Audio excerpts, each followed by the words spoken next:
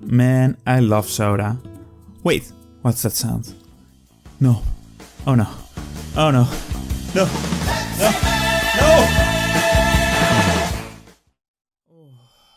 Where am I? What's going on? Who's behind all of this? It seems like we're gonna be here for a while. Grab a chair, I'll tell you some funny stories about Pepsi.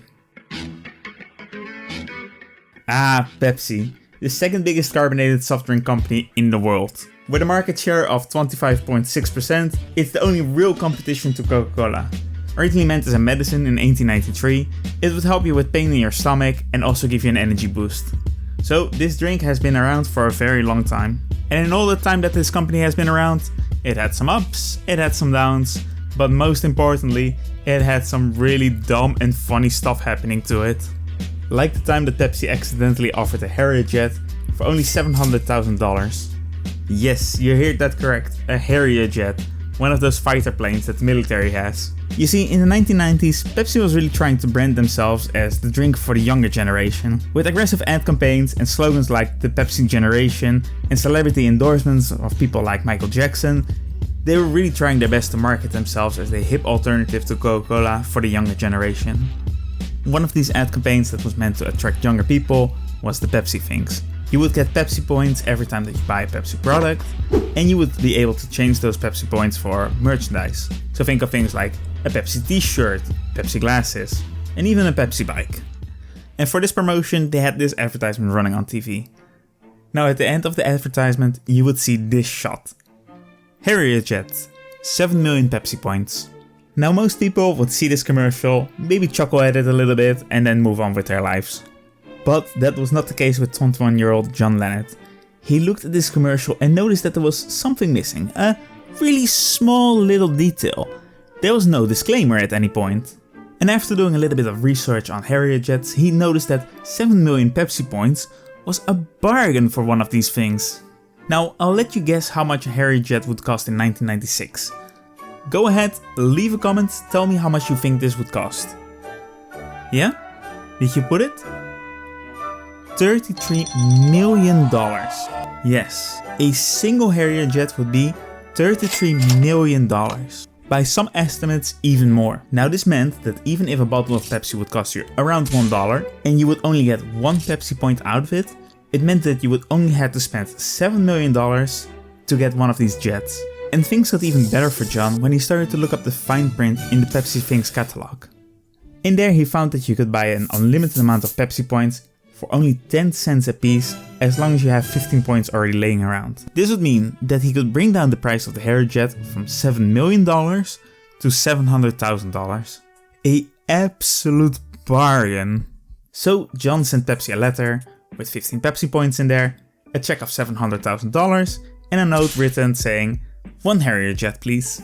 When Pepsi got this letter, they sent it and the check back, saying something along the line of, "Yeah, that's not gonna happen." No.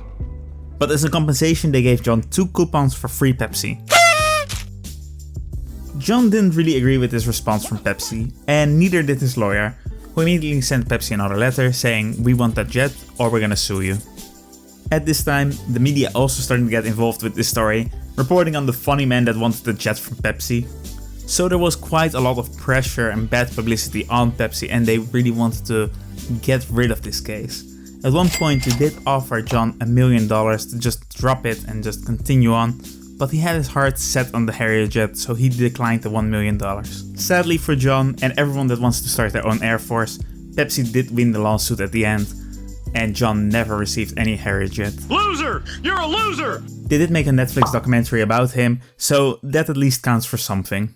The people of the Philippines cannot call themselves that lucky. In 1992, Pepsi ran a simple ad campaign in the Philippines called the Number Fever, the idea being 3 numbers were printed on the inside of the bottle caps, then every day a few winning numbers would be broadcasted on TV. And if you had any of these winning bottle caps, you could win some money, ranging between 100 pesos, being around $4, to the grand prize of 1 million pesos, which was around $40,000 at the time. And let me tell you, this ad campaign was a great success. Everyone really loved it. In fact, the monthly sales for Pepsi went up with $4 million, and the market share went up from 9.4% to 24.9%. When this promotion came to an end, Pepsi already gave out 51,000 prizes, including 17 grand prizes of 1 million pesos. And the people were absolutely in love with this promotion, so they just wanted it to continue on just a little bit longer. And Pepsi was happy to oblige with that. It was such a success for Pepsi that they extended the number fever by another 5 weeks. However, only a few days later, on May 25th, something went horribly wrong. The winning number of the day for the grand prize of 1 million pesos was 349. Now you have to understand one thing about this promotion. It's not a lottery, it's not random numbers that they're gonna pull. Pepsi already knew which numbers were gonna be the grand prize winners. And they also had a blacklist of numbers that were never supposed to win the jackpot. And 349 was one of those numbers on the blacklist that were never supposed to win the jackpot. The winning numbers for the grand prize, they were only printed on 2 bottle caps per day. Of course, there were printed more bottle caps with smaller prizes, but this way Pepsi could kind of control with how much money they were gonna spend on this promotion. Now when they extended the number fever, they needed a few new numbers that were gonna win. And one of the numbers that they added for this was 349. Not realizing that before they extended this promotion, they already printed 800,000 bottle caps with the number 349 on it. Now it didn't take very long for Pepsi to notice their mistake. Almost immediately, thousands of people rushed to Pepsi's bottling plant to claim their prize. Hello? Yes? And if every one of those 800,000 bottle caps would have been claimed, it would have cost Pepsi $32 billion. Help me. Yes, billion, with a B. And Pepsi didn't have that much money in their piggy bank, so they offered everyone that had the bottle cap with the numbers 349 on it, 500 pesos, which is around $18. Now a good chunk of people did take this offer, and it cost Pepsi around $8.9 million, but not everyone was satisfied with this offer. Just keep in mind that the average salary at the time for somebody living in the Philippines was around 65,000 pesos. So 1 million pesos was really life-changing money. And because of that, many people went to the bottling plant of Pepsi to protest. And at the start of these protests, everyone was just peacefully protesting against Pepsi, but the more this went on, the more violent it became. The situation with the protest became even worse on February 13th, when a school teacher and a 5-year-old child were killed after somebody threw a homemade bomb at the Pepsi truck. And 1 month later, on the 3rd of May, 3 other people were killed when somebody threw a grenade in a Pepsi warehouse. Now this is all horrible, and you would think that the people of the Philippines are to blame for this, but there's also a conspiracy going around that Pepsi is behind all of this violence. The police arrested a bunch of people that were making these bombs, and some of these people claimed that they were hired by Pepsi, with the simple idea that they would go in the protest and be agitators to make the protest seem more violent and less legit.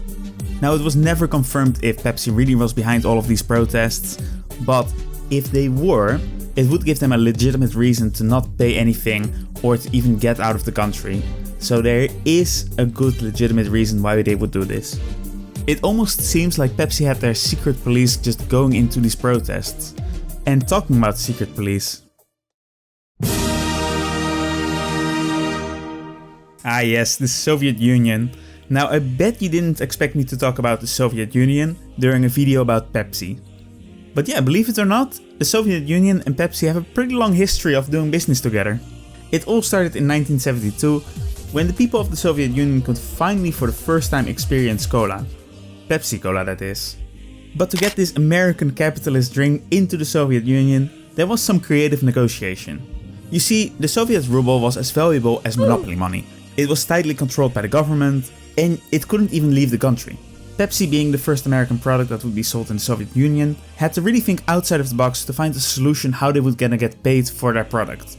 And the agreement that they came on was quite genius. For every bottle of Pepsi that was sold in the Soviet Union, Pepsi would receive 1 bottle of vodka to be sold in the US. There was just one little problem with this agreement. Now I don't know about you, but I can drink a bottle of Pepsi in 1 day. And well, let's just say it's a bit harder with a bottle of vodka.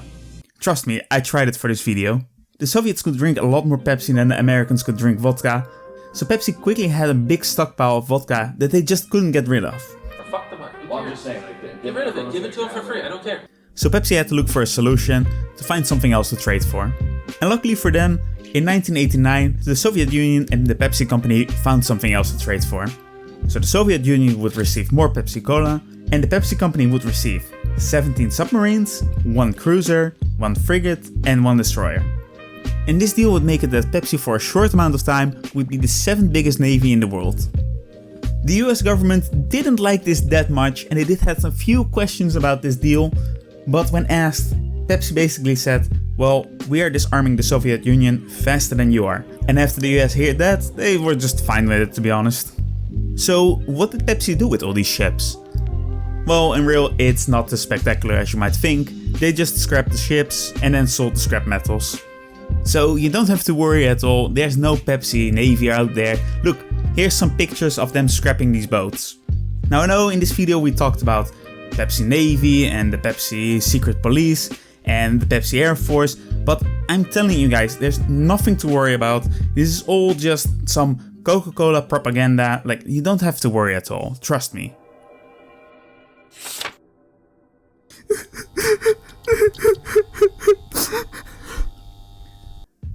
Hey, thank you for watching till the end, I really appreciate that. If you like this kind of video, then please leave a like or a comment, it really helps me. If you want to see more videos like this, then please subscribe, and otherwise you can watch one of my other videos. For example, this one right here, it's about the history of the drill.